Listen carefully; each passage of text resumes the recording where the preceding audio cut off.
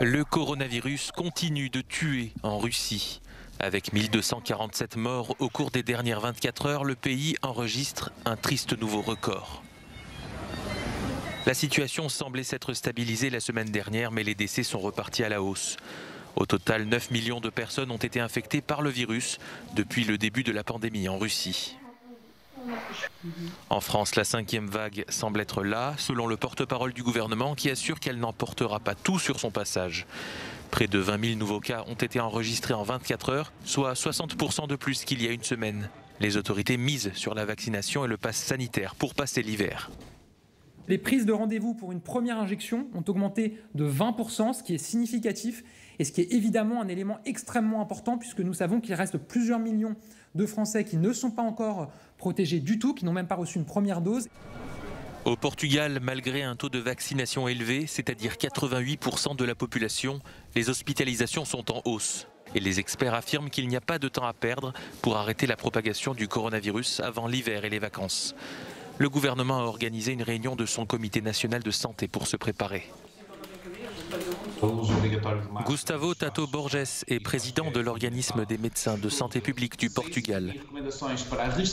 Il appelle à l'obligation du port du masque dans les espaces fermés et estime que les tests devraient redevenir gratuits en pharmacie, ce qui sera le cas dès vendredi. Enfin, en Slovénie, les enfants apprennent à faire des autotests, un diagnostic obligatoire à réaliser 3 fois par semaine.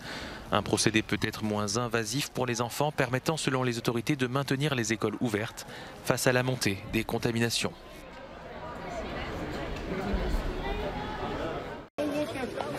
Main sur la tête, accroupis en pleine forêt, une centaine de migrants ont été arrêtés cette nuit par les forces de sécurité polonaises. Selon Varsovie, ils auraient tenté de traverser la frontière, incités par des éléments des forces spéciales bélarusses. La Pologne évoque une attaque orchestrée par Minsk, avec des hommes et des femmes utilisés comme armes de guerre. Ils sont toujours environ 4000 massés le long de la frontière. Avec les températures qui chutent, plusieurs centaines d'entre eux ont trouvé refuge dans un ancien centre de logistique côté bélarusse, à quelques kilomètres de la Pologne. Quelques instants de repos sous l'œil des caméras. Image de propagande bélarusse contre propagande polonaise. Dans ce conflit, l'information est cadenassée par les États. Varsovie interdit toujours l'accès à sa zone frontalière aux ONG et journalistes. Une mesure d'exception permise par l'état d'urgence actuellement en vigueur dans le pays.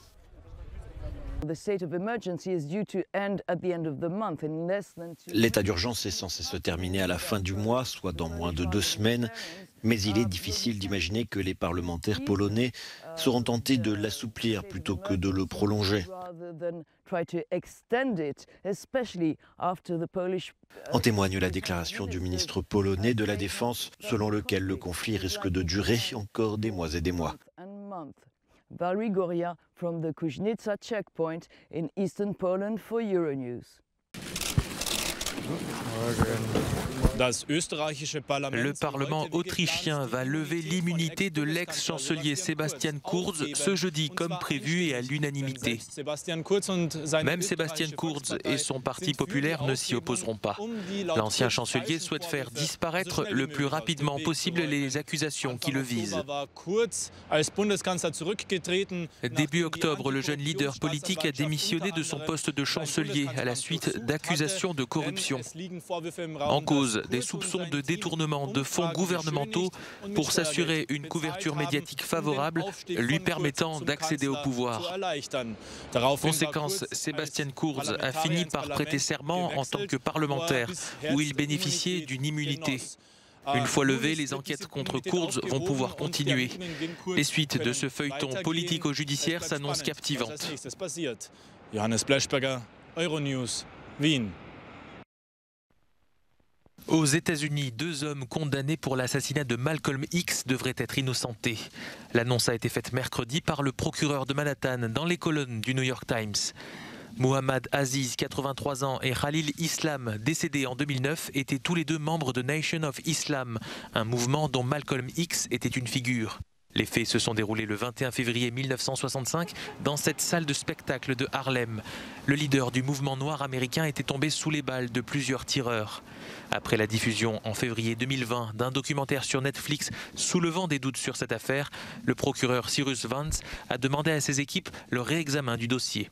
Il s'avère, selon l'enquête, que le FBI et la police de New York avaient dissimulé des preuves cruciales qui auraient probablement conduit à l'acquittement des deux hommes. Dans le détail, le dossier fait état d'un grand nombre de suspects et d'agents infiltrés dans la salle au moment de la fusillade.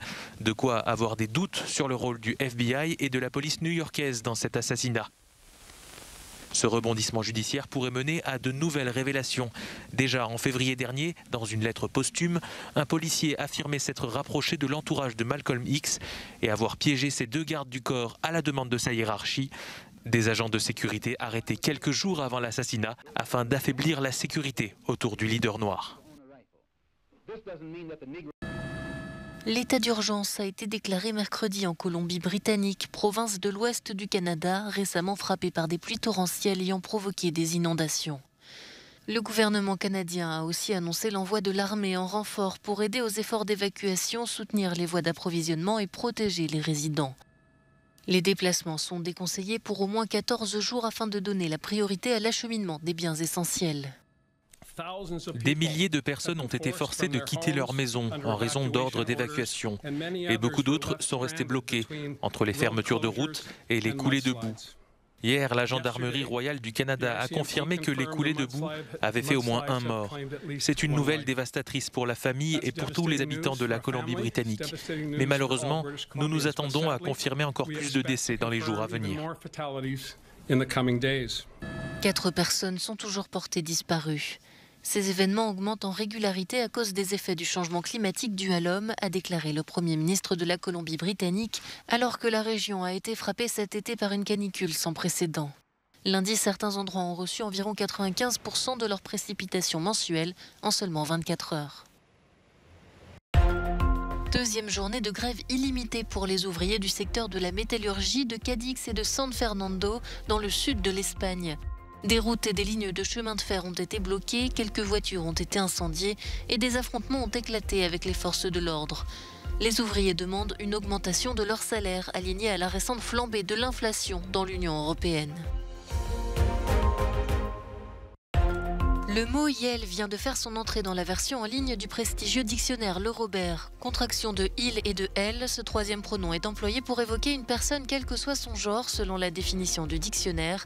Il est aussi utilisé pour désigner les personnes non binaires qui ne se reconnaissent pas exclusivement ou pas du tout dans un genre. Cet ajout a été salué par plusieurs militants LGBT+, car il permet une meilleure reconnaissance de la non-binarité.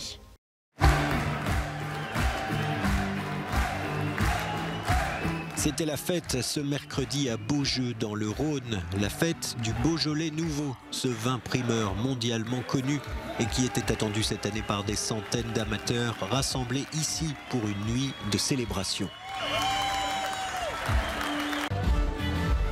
Et d'ores et déjà, le millésime 2021 a quelque chose d'historique. On a le cœur qui s'est ouvert cette année parce que l'année passée c'était une catastrophe pour nous. Donc aujourd'hui on est content, on fait la fête, c'est le Beaujolais, c'est l'amitié, la convivialité, c'est tout ça. L'ambiance est bonne, vous vous amusez? Oui, tout à fait. Alors c'est la première fois que j'ai l'occasion de venir, mais c'est vrai qu'on est très bien accueillis, il y a une très bonne ambiance, tout le monde est très heureux, c'est très chaleureux et puis on est très content de pouvoir se retrouver encore plus après l'année du Covid du coup. Donc voilà, je pense que c'est une très belle soirée.